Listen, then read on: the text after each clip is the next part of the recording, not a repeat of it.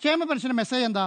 ഈ പ്രിയപ്പെട്ട ഇന്നയാൾ ഈ മാസത്തെ സാമൂഹ്യ പെൻഷൻ വിതരണം ഫെബ്രുവരി 25 മുതൽ ആരംഭിക്കുന്ന വിവരം സന്തോഷപൂർവ്വം അറിയിക്കുന്നു. ഏത് ഈ മാസം തുടങ്ങി എന്തുണ്ടാവുകയാണ്? ക്ഷേമ പെൻഷൻ ഉണ്ടാവുകയാണ്. 2016-17 600 രൂപ മാത്രമായിരുന്ന പെൻഷനാണ് ഇന്ന് മുതൽ കുടിശ്ശിയിൽ 62 ലക്ഷം പേർക്ക് 2000 രൂപയായി ഓരോരുത്തരുടെ വീട്ടുപടിയിലേക്ക് എത്തുന്നത്. എന്ന് പറഞ്ഞാൽ ഇന്ന് തുടങ്ങിയിട്ടാണ്. ഇപ്പോൾ തുടങ്ങി നിങ്ങളുടെ 600 രൂപ ഉണ്ടായിരുന്നത് 2000 വർദ്ധിപ്പിച്ച കാര്യം സന്തോഷത്തോടുകൂടി അറിയിക്കുന്നു എന്നാണ്. അടുത്തെന്താ? ഏതു പ്രതിസന്ധിയിലും ജനങ്ങളെ ചേർത്ത് പിടിക്കുന്ന വാഗ്ദാനം നൽകി ഈ സർക്കാർ വാഗ്ദാനം പാലിക്കുകയാണ്. ഈ കരുതൽ എന്നും തുടരും. സ്നേഹത്തോടെ പിണറായി വിജയൻ എന്നുള്ളതിനകത്ത് എന്താ തെറ്റ്? നിങ്ങൾക്ക് 600 രൂപ ഉണ്ടായിരുന്ന ക്ഷേമ പെൻഷൻ 2000 രൂപയായി നിങ്ങളുടെ അക്കൗണ്ടിലേക്ക് വരുന്നു. അത് ആർക്കാണ്? ക്ഷേമ പെൻഷൻ കിട്ടുന്നവർക്ക് മാത്രം ആ മെസ്സേജ് പോയത്. വേറെ ആർക്കെങ്കിലും പോയോ? എന്താ കോൺഗ്രസിൻ്റെ പ്രശ്നം? എന്താ യൂത്ത് കോൺഗ്രസിൻ്റെ പ്രശ്നം? യൂത്ത് കോൺഗ്രസിൻ്റെ പ്രശ്നം ഈ പറഞ്ഞ 600 രൂപ 2000 ആയി എന്നുള്ളത് മാത്രമാണ്. അത് അവരറിയാൻ പാടില്ല. അത് കേരളം ചർച്ച ചെയ്യാൻ പാടില്ല. ഇപ്പൊ എന്ത് സംഭവിച്ചു? സ്മൃതി പറഞ്ഞോട്ടെ, ഇപ്പൊ എന്ത് സംഭവിച്ചു? കേരളത്തിലെ ജനങ്ങൾ മുഴുവൻ ഇത് ചർച്ച ചെയ്തു ഈ ഒരു മെസ്സേജിന്റെ കാര്യത്തിൽ മാത്രം. രണ്ടാമത്തെ കാര്യം എന്താ? DA കുടിശ്ശിക. മാർച്ച് മാസത്തെ DA കുടിശ്ശികൻ്റെ കൂടെ 10%, 3% ഉള്ളത് 10% കൂട്ടി 13% DA കുടിശ്ശിക നിങ്ങൾക്ക് DA കിട്ടുന്നവർക്ക് മാത്രം.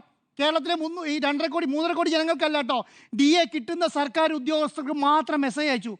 അത് മാത്രമല്ലേ സംഭവിച്ചിട്ടുള്ളൂ. ഈ രണ്ട് കാര്യത്തിന് വേണ്ടി ഇത് PR ആണെന്ന് പറയുന്നത് ഇത് ഇന്നത്തെ കാലത്തിൻ്റെ ടെക്നോളജിയാണെന്നേ. ഈ ടെക്നോളജിക്ക് അനുസരിച്ച് കാലം മാറി എന്നുള്ള കാര്യം. ഒരു ബാങ്കിൽ പോയി അക്കൗണ്ട് ചെയ്താൽ നിങ്ങളുടെ അക്കൗണ്ട് എടുത്തിട്ട് നിങ്ങളുടെ നമ്പർ അവിടെ കൊടുത്തിട്ട് വന്നാൽ നിങ്ങളുടെ അക്കൗണ്ടിലേക്ക് എത്ര പൈസ വന്നു, എത്ര പോയി എന്നുള്ള രീതിയിലെ കാലമെത്തി. ഇനി വേറൊരു കാര്യം ഞാൻ പറഞ്ഞുതരാം. ഡാറ്റ ചോർച്ച. ഒരു മിനിറ്റ് അല്ല പറയട്ടെ. ഡാറ്റ ചോർച്ചയുടെ കാര്യത്തിൽ എന്താ? ഡാറ്റ ചോർച്ച എന്ന് പറയുമ്പോൾ ഈ ഡാറ്റ ചോർച്ച ആരാ ചെയ്യുന്നത്?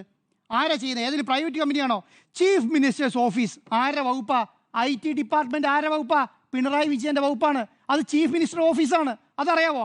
IT department, the implementation agency for department of IT government of Kerala.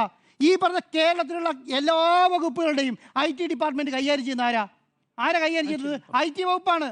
ആ IT വകുപ്പിന്റെ കീഴിൽ സ്പെസിഫൈ ചെയ്തിട്ടാണ് എന്താണ് ക്ഷേമ പെൻഷന് വേണ്ടിയിട്ടുള്ളവർക്ക് ക്ഷേമ പെൻഷന് വേണ്ടി മാത്രമാണ്. അതെല്ലാം കൂടി ഒരു പൂളിലെടുത്തിട്ട് എല്ലാവർക്കും കൂടി ഒരു മെസ്സേജ് അല്ല അയച്ചിരിക്കുന്നത്. അതാദ്യം മനസ്സിലാക്കുക.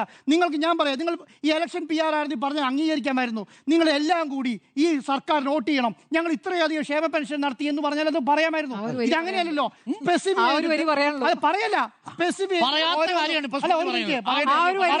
പറയട്ടെ, തിരക്ക് കൂട്ടി അത് കളയണ്ടാന്നേ. അത് കളയണ്ട.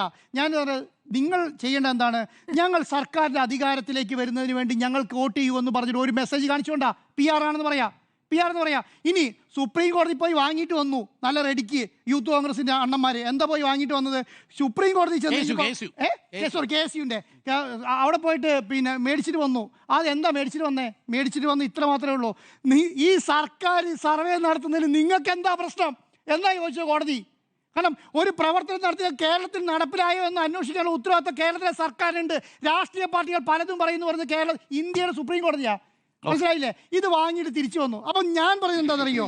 എന്താ പ്രശ്നം? കേരളത്തെ സംബന്ധിച്ചിടത്തോളം കേരളത്തിൽ നടത്തിയ വികസന പ്രശ്നങ്ങളൊന്നും ജനങ്ങൾ അറിയാൻ പാടില്ല. അത് സർക്കാരാണെന്നേ നടത്തിയത്. അത് അംഗീകരിച്ചാൽ മതി.